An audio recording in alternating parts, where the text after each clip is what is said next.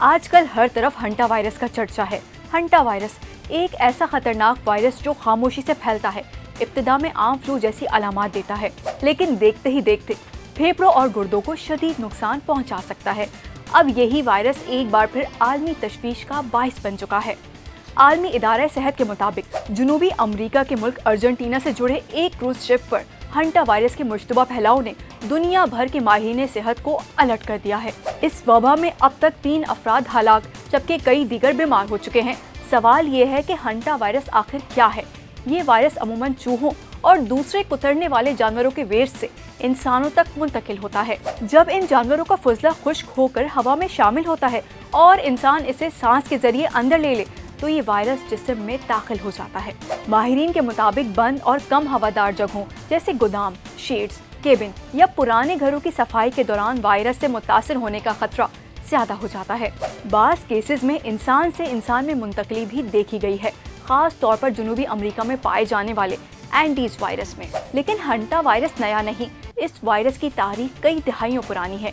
Asia اور Europe میں اس کے کیسز صدیوں سے رپورٹ ہو رہے ہیں۔ تاہم 1993 میں امریکہ کے 4 کارنر مانیومنٹ میں پہلی بار بڑے پیمانے پر ایک پراسرار بیماری سامنے آئی، جہاں نوجوان افراد تیزی سے سانس کی ناکامی کے باعث مرنے لگے۔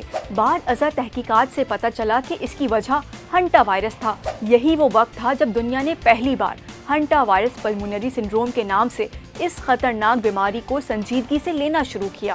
2025 میں اس وائرس نے اس وقت دوبارہ عالمی توجہ حاصل کی جب ہالی ووڈ اداکار جین ہیکمین کی اہلیہ بیٹسی اراکاوا ہنٹا وائرس کا شکار ہوئیں اور جان کی بازی ہار گئی۔ اب تازہ ترین واقعے میں ارجنٹینا سے روانہ ہونے والے ایک کروز شپ پر وائرس کے ممکنہ پھیلاؤ نے نئی تشویش پیدا کر دی ہے۔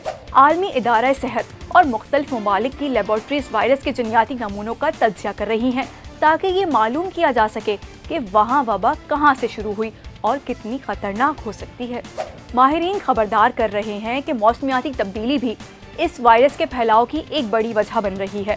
بڑھتی گرمی اور بدلتے موسم چوہوں کی افزائش اور ان کے رہائشی علاقوں میں اضافے کا سبب بن رہے ہیں، جس سے انسانوں اور متاثرہ جانوروں کا رابطہ بڑھ رہا ہے۔ ہنٹا وائرس کی علامات ابتدا میں عام فلو جیسی ہوتی ہیں، بعد میں بخار، ٹھنڈ لگنا، جسم اور پٹھوں میں درد، سر درد اور کمزوری ہے۔ لیکن جیسے جیسے بیماری بڑھتی ہے، مریض کو سانس لینے میں دشواری، سینے میں جکڑن، پھیپھڑوں میں پانی بھر جانے جیسی شکایات کا بھی سامنا کرنا پڑ سکتا ہے۔ ہنٹا وائرس پلمونری سنڈروم میں اموات کی شرح 40% تک ہو سکتی ہے، جبکہ بعض اقسام گردوں کو شدید نقصان پہنچاتی ہیں۔ اس وائرس کا فی الحال کوئی مخصوص علاج یا کوئی ویکسین موجود نہیں ہے، تاہم بروقت تشخیص اور فوری طبی امداد مریض کی جان بچا سکتی ہیں۔ ماہرین صحت شہریوں کو مشورہ دے رہے ہیں کہ چوہے اور ان کے فضلوں سے دور رہیں۔ تاہم ماہرین صحت کا کہنا ہے کہ ہنٹا وائرس کی صورتحال کسی بھی طرح کورونا کی وبا جیسی نہیں بن سکتی، کیونکہ دونوں وائرسز کے پھیلاؤ اور اثرات میں واضح فرق موجود ہے۔